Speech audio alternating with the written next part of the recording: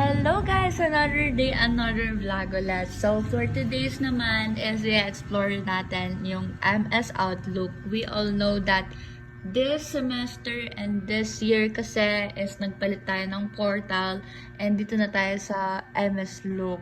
So Microsoft Look. So kung gumagamit ka ng Gmail or Yahoo, tapos curious ka kung ano meron sa Outlook, this video is for you, of course. Kasi madami pa rin nako-confuse. Bakit ba mahalaga si Outlook?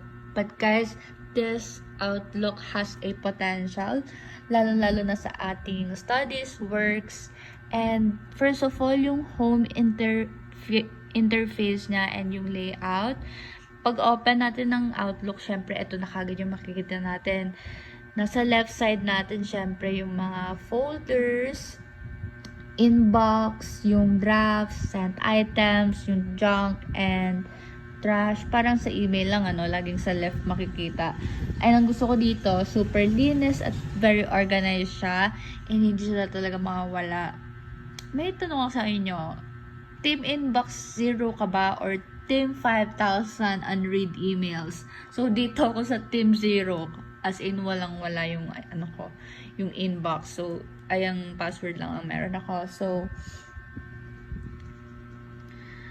ayun nga guys. So, segment number 2 tayo. Reading and sending emails, guys. So, pag magre-read ka ng emails, syempre ganyan. Ayan, dito mo lang siya makikita. Okay, 'di ba? Kung sino mga nag-add sa'yo, o 'di ba? Tapos, pag mag-create ka na, of course, kung mag-i-email ka, syempre, maglalagay mo muna yung recipient, yung subject, yung message, and pwede ka rin dito mag-attach ng files, images, or links na isasend mo. So, super basic, pero sobrang smooth niya gamitin. And, number 3, syempre, meron siyang calendar feature. One of my favorite features kasi makakalimutin ako sa dates. And sa taas lang yan, may calendar icon tayo. Dito pwede tayo mag-set ng appointments, reminders, schedule, 'di ba? So, meetings with people, and kung anong oras yung klase nyo, pwede nyo ding ilagay dyan kung ano yung mga ganap natin sa schools or sa work. And syempre, yung number 4 natin, dito natin makikita yung contacts. So, sa contacts natin, nandito yung people tab. Hindi ko pa nalalagay yung mga contacts ng kaklase ko, but dyan ko sila ilalagay. I-add ko lang yung contacts nila dito.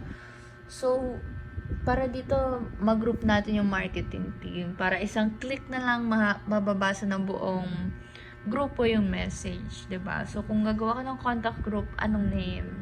'Di ba? Pwedeng family, clients, tapos pwede namang thesis, yung magkakagrupo kayo. So, ganon, pwede namang barkada. Okay, so for number 5, syempre yung search bars nila sa folders, guys, kasi isa sa pinakamalakas na features ni Outlook, syempre yung nila, yung search bar. Literal na kahit isang word lang hahanapin niya sa lahat ng folders mo. Ganito siya, guys. Kung wari, itong search box nila, kung wari hanapin mo Gmail, yan, lalabas na yung may mga email dito, ganyan. So, ganun siya, guys.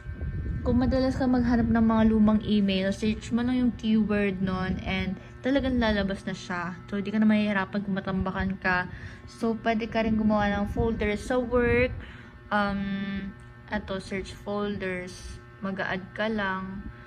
So, pwede kang gumawa ng folders sa work, school, bills. So, pwede mong paghiwala-hiwalayin. So, hindi lang naman to parang pwede pang-aral lang. So, pwede siyang magdagdag ka din ng personal mo dito para ma-organize. So, kung gusto mo super organized na inbox, dito mo lang siya magagawa. Kasi sa email, hindi natin ma-organize yun. Sobrang kalat-kalat. Ayoko ng ganon. So, ang kagandahan din syempre sa Outlook is available siya sa mga mobile application natin. So, kung on the go ka, hindi mo naman pwede dalhin yung laptop na to kasi ang hassle, ang bigat. May mobile app tayo na ma-access mo kagad lahat ng mga inbox mo right away. So, syempre, yung mga features din ito, makikita mo din dito yung clean inbox, yung calendar, same lang kung anong nilagay mo sa laptop mo, yun din lalabas sa cellphone mo, of course, and swipe actions for delete or archive. So, i-swipe mo lang pag sa phone mo, syempre. And, yun lang naman, mabilis pero complete tour lang siya ng Microsoft Outlook. Sana mas nakatulong to sa inyo para ma-maximize nyo pa yung email life nyo dito sa Bulsu. And ganun siya ka simple. Lalo kung student ka, employee, or business owner. So guys, huwag nyo kalimutan to. Super convenient niya kasi connected siya sa ating Teams, sa ating Notes, OneNote. And yun lang guys. If you have questions, you feel free to ask me.